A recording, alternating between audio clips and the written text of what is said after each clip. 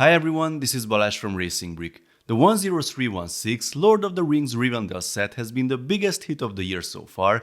I had a detailed preview of it at the reveal with some exclusive content straight from Billund. Unfortunately, the delivery of my review box was delayed, so I couldn't post my review in time, but now it's here, the set is built and looks really fantastic. Since I'm a bit late with this video, I decided to do something new today. Instead of the usual building review, I will focus on the 10 most interesting details of the build, technical solutions, Easter eggs and other surprises. In the meantime, I had a chance to talk to the design team, so hopefully you will get some cool background information as well. But before taking a look at the exciting details of the build and the heroes included, let's talk about another adventure with a similarly exciting world and an awesome collection of over 650 unique champions to collect, a free mobile game with a tactical RPG battle system and amazing graphics. Yes, this is today's sponsor, Raid Shadow Legends. In Raid Shadow Legends, you build a team of epic champions and take them into battle against fierce enemies. In addition to the unique skills of each champion, they can team up with another hero to form a power couple. Here's Coronar, 3 of his skills get a boost when Minaya is present, and she gets a 20% turn meter boost and can self-revive on death. Cupidas gets more damage when Venus is around, while she can remove all buffs from the enemies and might get an extra turn. Rotos gets an extra reduction in damage from the bosses when Sif is there, while her empowerment removes all debuffs from him at the start of his turn. Love is in the air even in the world of Raid. New players can enjoy a special Valentine's Day themed adventure with the Raid Love Quest. All you need to get involved is to download Raid Shadow Legends from the links below, copy your in-game player ID and then head to raidlovequest.plarium.com. There, enter your player ID and set out on this heartfelt quest, running from February 14th to March 14th. Play one of the Valentine's themed minigames for a chance to win some fantastic in-game and real-life prizes, including Valentine's Day themed Raid champions and even Amazon gift cards worth up to $1,000. If you are an old Raid player, you can still share the love too. Use the special promo code STValentine23 that everyone can use to get a small Valentine's gift from us to you. With all of this exciting stuff and more coming to Raid, if you haven't started playing yet, then what are you waiting for? Use my link in the description or scan my QR code to get insane bonuses. We are talking about an epic champion Calendar Shrike and other useful things, so just hit my link in the description and I will see you on the battlefield. Now let's get back to the set and see number 1 on the list. Why Rivendell? The Lord of the Rings as a LEGO theme from the movies existed between 2012 and 2013 and spawned a dozen playsets, and The Hobbit also got over 20 releases in the same period. This set is now part of the Icons theme, so the designers wanted to create something impressive for the adult audience. Both Rivendell and Bag End were considered, but Bag End already had a medium-sized set from The Hobbit, so it was a chance to create something big and beautiful as contrast to the largest set released 10 years ago, the Tower of Orthanc. Exotic weapons and other new parts. There is a separate pack full of brand new weapons. These are produced together in a group mold, which also defines the number of pieces. It started with the Sting, since it was already out of production, then came the Broken Narsil, and all the other weapons with Gimli's axe, unfortunately not the double-headed battle axe, though Mike Siaki wanted to include that too, the Elvish swords, then the ones for Boromir and Aragorn.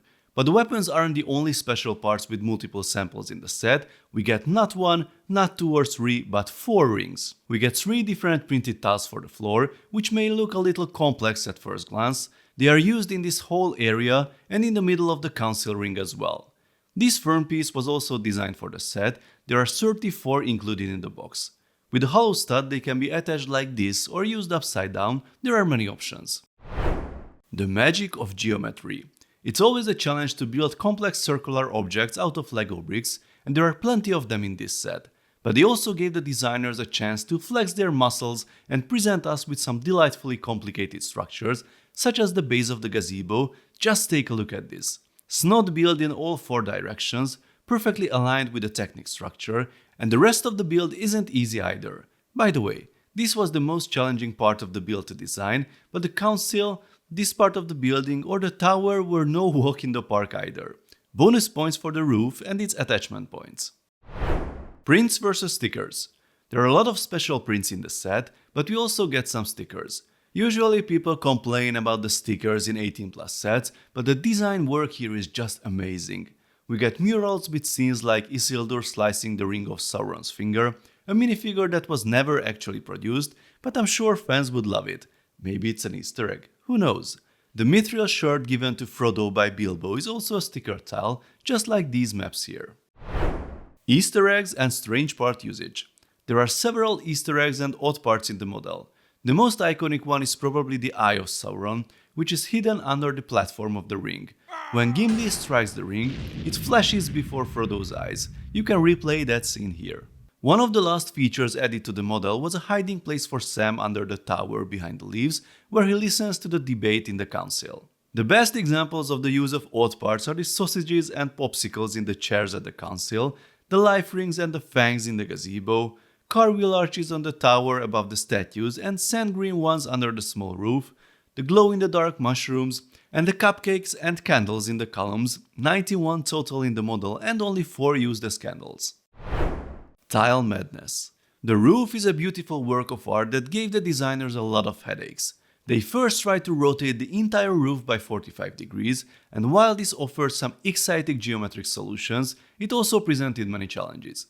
Eventually, they came up with the solution you see here, and there are some handy hints in the instructions on how to align the pieces quickly and efficiently. Beautiful minifigure details and memes. Most minifigures received updated torsos and other details. Hobbits got dual molded legs to show their bare feet, others like Gimli got a new helmet, a new shorter beard to show more of the body prints, and a new wig to fit over the beard. Elrond has a new head print to have his crown accurately on the head, rather than on the wig as in the previous edition.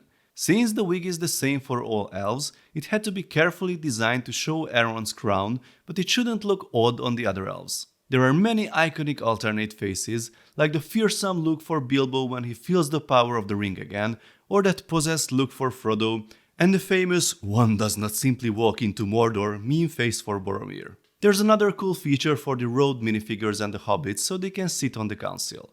These guys get these custom printed parts to transform their robes, the hobbits get some parts to replace their legs, and as a side effect they get some pretty well shaved butt cheeks too.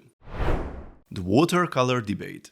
There is a small river section in the build with a beautiful waterfall that has sparked an interesting debate among the designers.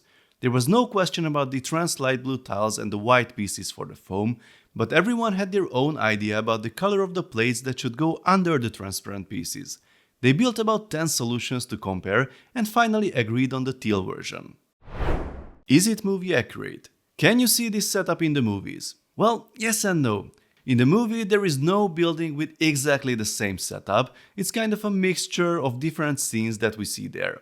This tower is a mashup of 3 different versions. For example, in the movie, the tower with the statues is a ruin, but that didn't fit in the LEGO model conceptually, so they added some other features to it. There are also several bridges in Rivendell. There's a similar one where Aragorn and Arwen meet. You can reenact that scene here, by the way. The gazebo is a quite good reproduction, the council as well, although there are fewer chairs here in the LEGO version. There are many interior features taken from the movie, like the library with the bookshelf, Bilbo's room, or the statue with the broken Narsil. Can you pick it up? Now comes the final question: how can you move the model? It consists of 3 sections which are also easy to separate. On this side there are only 2 Technic pins to align it, on the other side there is an additional clip, but none of them really hold the parts together. If you want to move them, you have to do it piece by piece and don't even try to lift them up by the roof. As for the dimensions, I'm not sure how the official ones were measured, but here are my measurements.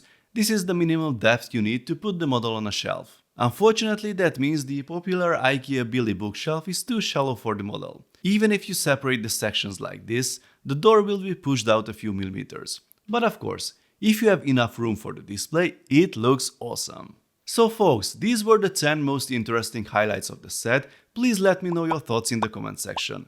If you like this video, then please give it a thumbs up. I also suggest to subscribe with notifications as more exciting LEGO videos are coming soon. See you next time, bye bye.